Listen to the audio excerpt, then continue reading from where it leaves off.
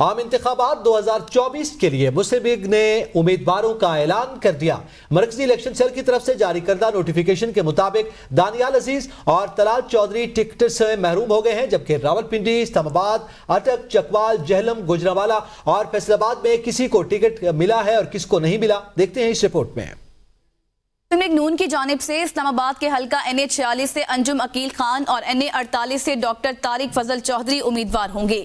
NA 47 سے کسی امیدوار کو ٹکٹ جاری نہیں کیا گیا۔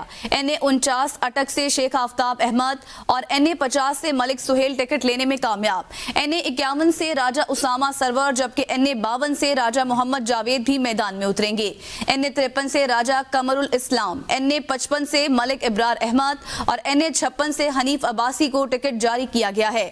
NA 57 سے دانیال چودھری اور NA 58 سے طاہر اقبال الیکشن میں حصہ لیں گے، جبکہ NA 59 سے سردار غلام عباس قسمت آزمائیں گے۔ فیصل آباد ڈویژن میں NA 94 سے کیسر احمد شیخ اور NA 95 سے آزاد علی تبسم جبکہ NA 97 سے علی گوہر ٹکٹ حاصل کرنے میں کامیاب رہے۔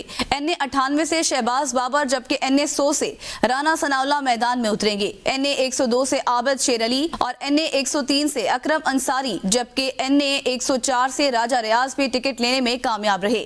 NA 105 سے خالد جاوید جبکہ NA 106 سے جنید انور کو ٹکٹ مل گیا۔ NA 108 سے حال ہی میں مسلم لیگ نون جوائن کرنے والے فیصل صالح حیات اور NA 110 سے آصف ماویہ کو ٹکٹ دیا گیا۔ فیصل آباد سے نون لیگی رہنما طلال چودھری انتخابی میدان سے باہر ہو گئے۔ گوجرانوالہ ڈویژن میں NA 63 سے نواب زادہ غضنفر گل، NA 66 سے نزار شیما جبکہ NA 67 سے سائرہ افضل تارڑ کو نون لیگ کے ٹکٹ جاری کیے گئے۔ NA 69 سے ناصر اقبال بوسن اور NA 70 سے ارمغان سبحانی امیدوار ہوں گے۔